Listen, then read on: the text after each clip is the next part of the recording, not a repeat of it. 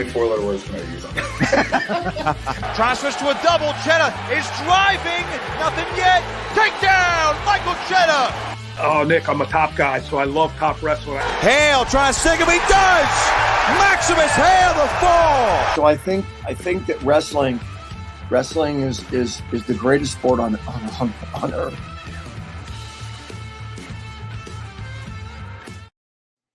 What's going on, everybody? Welcome to another edition of On3 Wrestling. I'm your host, Nick Kosko, and with me today is Oklahoma Sooners head coach Roger Kish. Coach, appreciate your time today, and of course, I've been looking forward to talking to you for quite a bit. You're a year in the books now with the Sooners.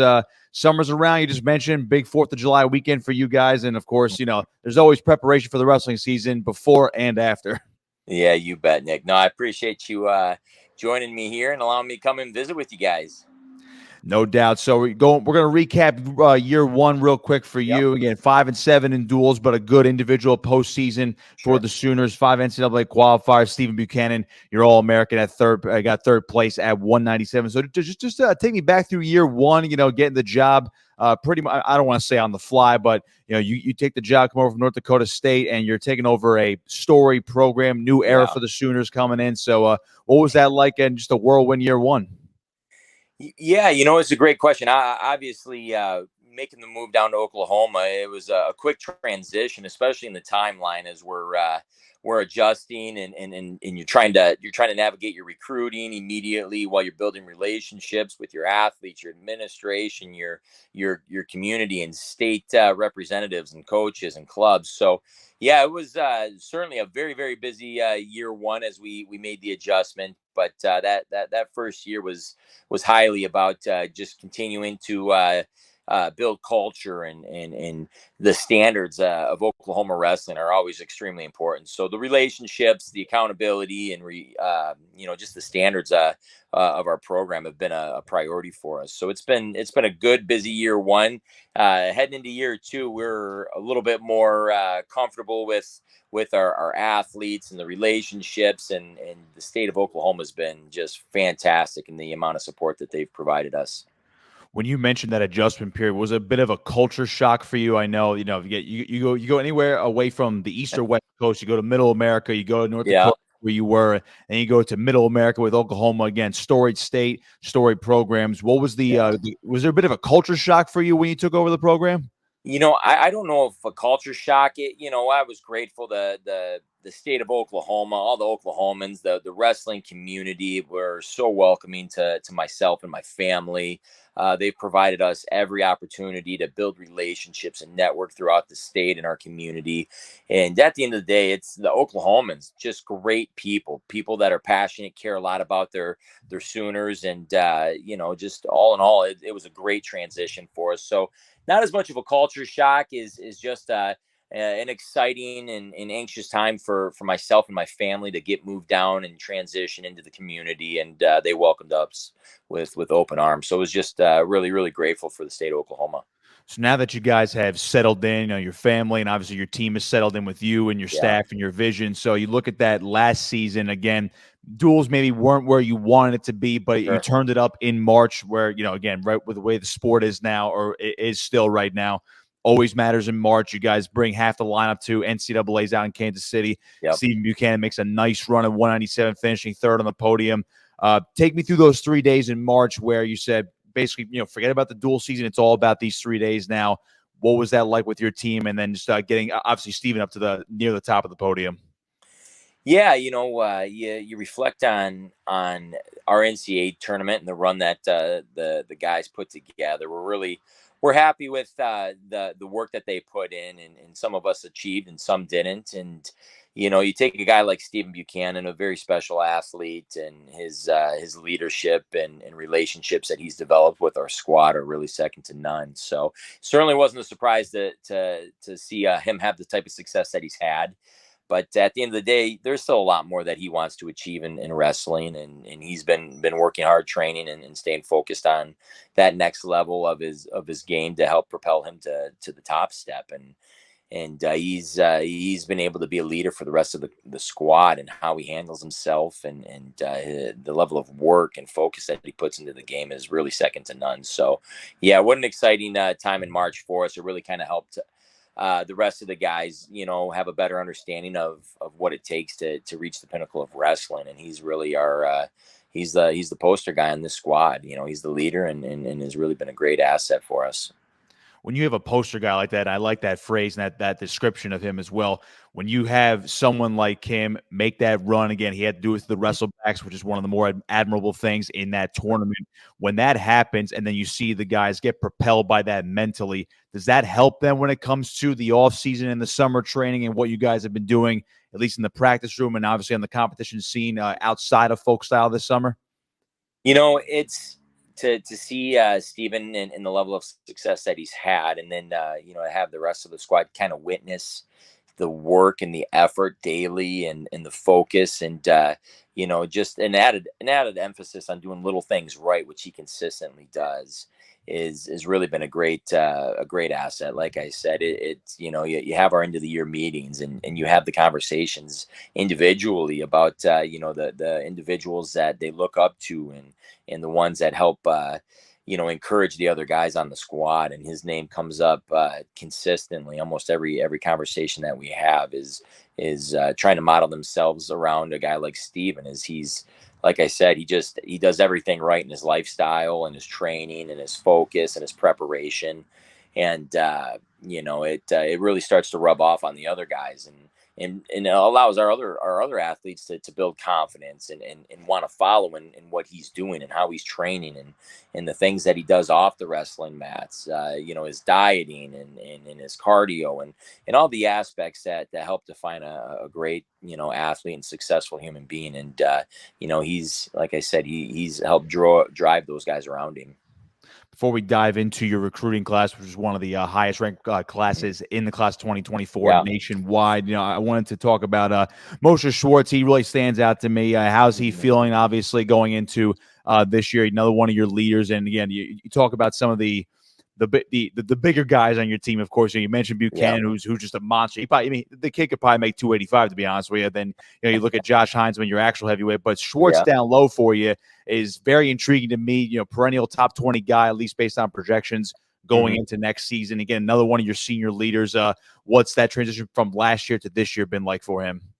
Yeah, I think the relationships, a different style of training and preparation throughout our preseason and leading into competition. Mosha Schwartz, it was certainly a devastating loss to the team once he fell with injury, but the year he had off, it almost seemed like a blessing in disguise. He kind of got to reinvigorate himself. He's fresh. His body's feeling good. He's probably as healthy as he's ever been. The time off is allowed him to kind of refocus his effort and thought on wrestling, and kind of get sideline some of the outside distractions that all athletes navigate. And kind of seeing him reinvigorated is really exciting. He's here. He's training. His body's coming back. He has purpose in everything that he's doing, and the level of maturity that he's shown us between last year at this time and today is outstanding.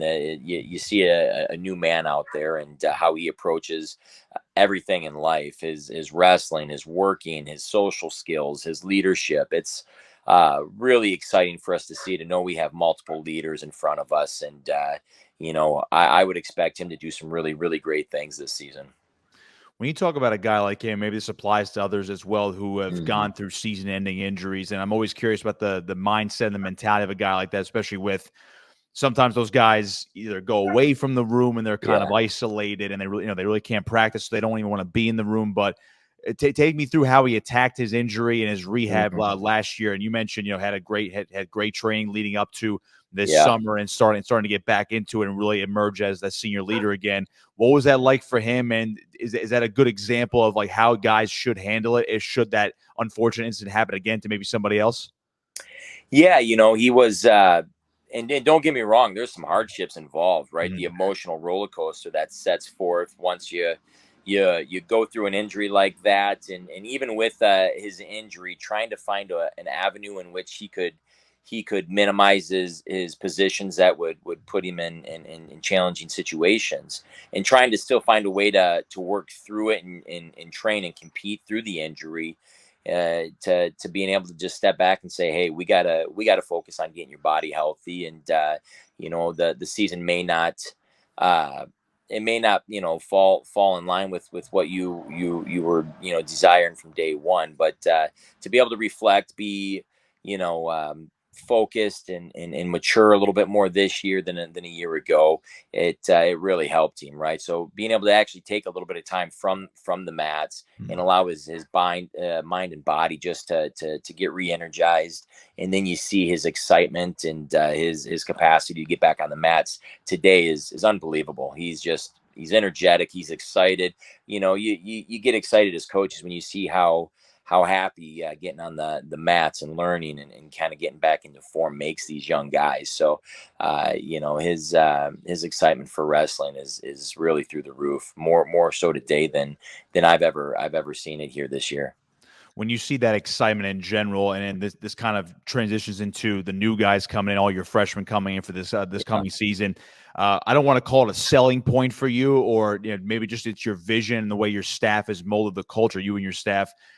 When you see a guy that excited and then it bleeds into the rest of the roster, Sure. What do you tell the rest of your team and these recruits, saying, if a guy's that excited to come into the room on, let's just say it's June 12th, he's coming into the room, he's preparing for the start of the year in November, months away. Where does that come from you and your staff?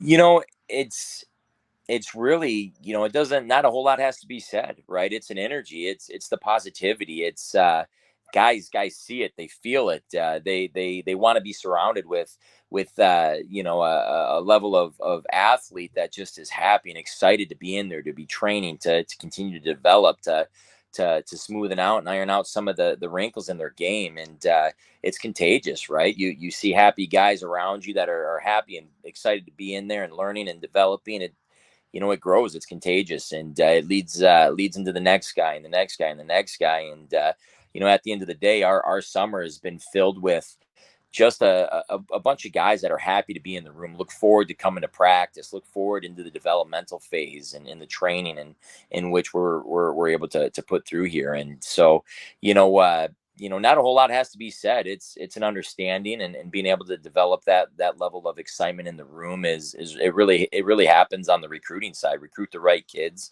that have high goals and aspirations in the sport of wrestling. It bleeds into the other areas and other wrestlers. And now we have a whole group of guys that are just happy and excited to be around, be in the wrestling room. And we're at a point now where it's time to get the guys out of there at the end of the workouts, where you gotta encourage them. Hey, time to get cleaned up and get moving on, because they'll stick around, for an hour after the workout wraps up and continue to work on positions, or just stick around and play games and the different, messing around with one another. So it's we're kind of into that level of culture within our program, and it's exciting to see as coaches. It certainly makes you feel good about what's to come.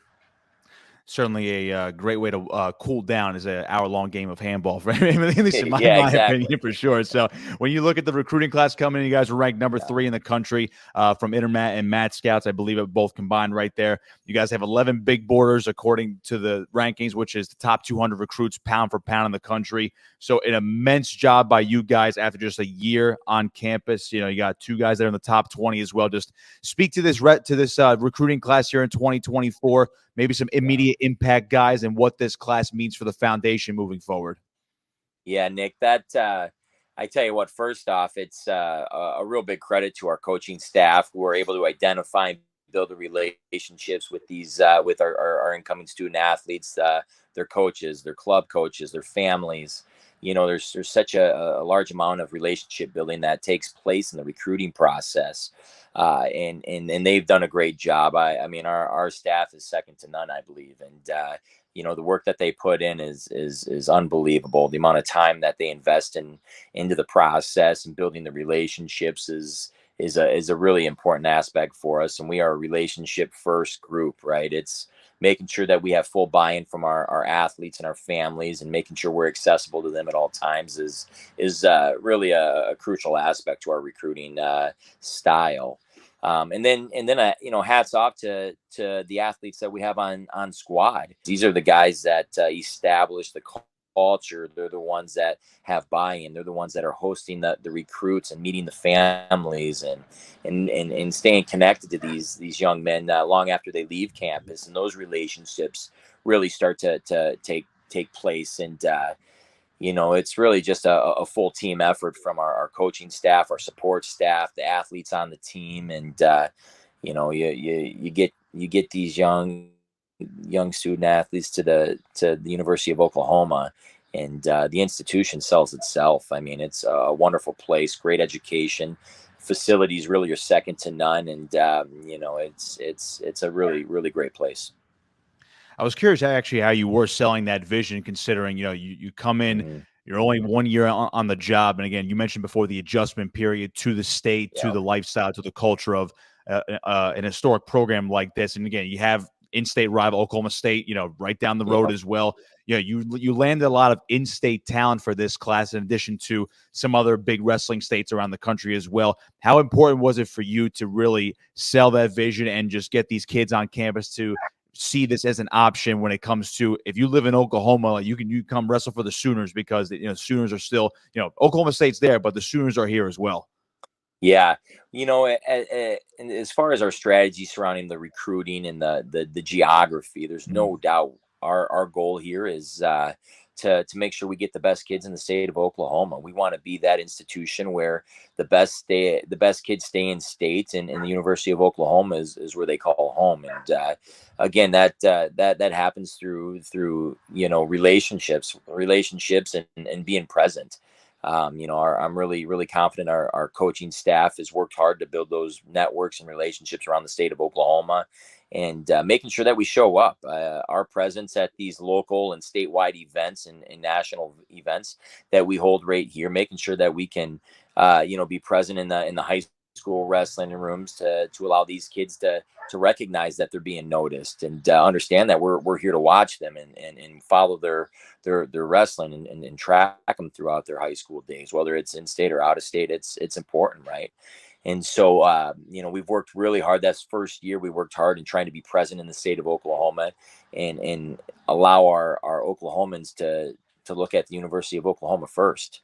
And so that's been a large part of our recruiting strategy. And then understanding that we're kind of stretching out here with our geography. We're in Oklahoma, we're in the Midwest, and then we start to look outside the Midwest for the best kids that fit our culture, that have big goals and dreams and aspirations in the sport of wrestling at the collegiate level and at the international level. I wanted to talk about a new addition to your staff as well. Again, Roger Kish with me here on On3, wrestling head coach, Oklahoma Sooners. Mark Hall is your new director of ops. Everyone knows what his career was like at Penn State, his career on the freestyle scene as well. He did retire from the sport, put the shoes on the mat at the Olympic trials. Very emotional scene, but it was almost like you want to talk about a culture shock. A guy who's Penn State, he's a Minnesota native, goes to Penn State, feels like he's going to be a Penn State guy for life. He comes down and joins your staff now. What's it been like to bring him on the staff? I got to imagine, he's not just going to be sitting in an office. He's going to be on the mat with you guys as well, even though he's the director of ops. But what was it like bringing him into the program at this point? Yeah. So as we were looking to fill our director of ops positions, I was so grateful to. I mean, we worked through probably 100 different applicants, and so the excitement around the position was extremely high in the wrestling community, and a little background of Mark Hall and I, and so we're actually both from Michigan, probably 10 minutes away from each other, and we both grew up in the same youth club, along with a lot of other great wrestlers and coaches nationally right now. And so I've got to know Mark since he was just a little guy. I mean, just beginning the sport of wrestling. And of course, my career led me to the University of Minnesota. He wasn't too far behind as he made the adjustment to Apple Valley, where he competed. Mm-hmm. And so there was a bit of a connection there. And then, just knowing the family briefly throughout his career and knowing one another, it was a pretty easy and seamless transition for us as he expressed some excitement about the position, and understanding that he was ready to make an adjustment from competition and where he was with the University of Pennsylvania, Mhm. and looking for something a little different. And as we got a chance to get to know him a bit more, and talk a little bit about what his ultimate goals are in the sport of wrestling from a coaching perspective, we fully understood that this was going to be a great avenue for him, and the level of excitement for him grew. And like I said, relationships play just as big of a role in our coaching staff. And I think that was a really big aspect that he was excited for, is just having a great established coaching staff that he would be able to come in and learn from and grow from, and be able to give what he can contribute, which we think is a lot in the sport of wrestling. And he's a great wrestling mind, and being able to provide us with different perspectives has been a big deal here thus far. I was actually just going to ask you about that perspective that he brings. Yeah. Again, Penn State national champion, great freestyle wrestler, and of course, he really helped elevate the guys in an Ivy League school over at UPenn, as you just mentioned. Yeah. What is that perspective that he brings to your staff? I mean, not only is it a fresh set of eyes to me, I mean, what else does he bring to you guys from a support staff perspective? His actual role, director of ops, and of course, actually on the mat in that practice room. Yeah, so he's just being able to hear, the different things that he's learned as we work and navigate our own, our own coaches, staff meetings, and just fresh ideas, right? Things that have worked for them, and in his experience with Penn State and the University of Pennsylvania, and the different RTC, aspects that he's been a part of, and just bringing a different dynamic to Oklahoma, and fresh ideas, from the administrative standpoint. And of course, his level of wrestling on the mat is certainly second to none. His experience and his level of detail to be able to present suggestions, and as we navigate different training philosophies, and what we're looking to accomplish. And I think these are all just great signs of a motivated young coach that is really dynamic, and to bring a lot of things to the table here for us in Oklahoma. And we're excited. We're happy to have him. And I know he's already done a great job building some strong relationships within our team.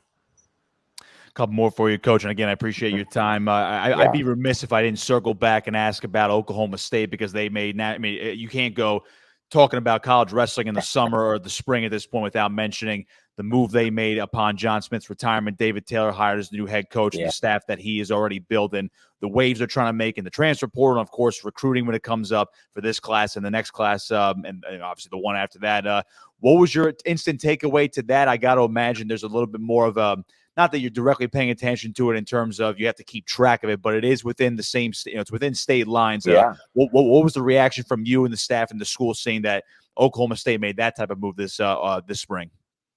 Yeah, obviously we stay involved and familiar with what's going on in wrestling, and being our in-state rivals. Obviously, there was a level of interest, I think, from everybody in this state. But happy for David, and obviously having a support system with John Smith, right around the corner. I think he's going to be in great shape to have a lot of success, and he's done a good job here building a staff and creating some excitement and buzz around the state of Oklahoma and nationally. And I think we're all excited to see the gains that he's able to contribute to the state of Oklahoma as a whole. And I'm certain that they're going to have some up and coming success as he continues to lead the Cowboys. So happy for David and his staff and that adjustment. And we're excited to see and be a part of Bedlam, right? Be able to work together. I'm excited to work with David and continuing to build Bedlam and grow and find creative ways just to get more people involved, in the state of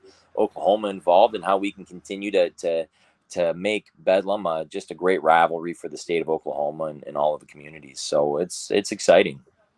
I mean, Bedlam is absolutely awesome, as everybody knows, and it's but you might be the only sport, at least like one of the bigger sports, that still has Bedlam since Yeah, Oklahoma has moved to the SEC. sure. You guys, from a wrestling perspective, are still in the Big 12. But I was curious from your perspective and your sports perspective, considering the SEC does not sponsor wrestling. Of course, over here at On3, we were all over Oklahoma's first day. It was a big party to join the SEC, I'm sure. So, and I'm sure you felt the buzz around the athletic department and the entire university as a whole. So, what's that like from the wrestling team's perspective, knowing that everyone else in the SEC, you're still repping the Big 12? Are you hearing things about the future of Oklahoma wrestling in the Big 12 or maybe a different conference? What's that whole dynamic like right now in the school? Yeah, I tell you what, July 1st was just a huge day around the University of Oklahoma, as they, day one of the Southeastern Conference, and the level of excitement around campus, the different celebrations, on field celebrations, and what a fun day July 1st was on campus, and being able to see the excitement throughout the community and in the city of Norman really showing up to show their support for the movement. In terms of wrestling, whether it's SEC or Big 12, we're just excited to continue to improve our progress. Our goal here is to chase trophies, and regardless of our conference affiliation, that's going to be the goal. In terms of our athletes, I think it's exciting for our wrestlers to understand the significance of being a part of the SEC conference. I believe it's going to open up some different avenues for the University of Oklahoma and wrestling specifically. And I think it's going to be about time for myself and Coach Smith over at Missouri to get excited and create some SEC championships ourselves, as our two institutions are the only two currently in the SEC. So I think there's a level of excitement that him and I are going to be able to get creative with, and making our own SEC championship. Certainly unaffiliated with the SEC, but it'll still be fun. I do find that actually really interesting, considering that it does have, the Big 12 has two schools that are in the SEC, but again, Big 12 for wrestling. Now, I don't know if the SEC is ever going to have wrestling either 5, 10, even 20 years from now. Who actually knows?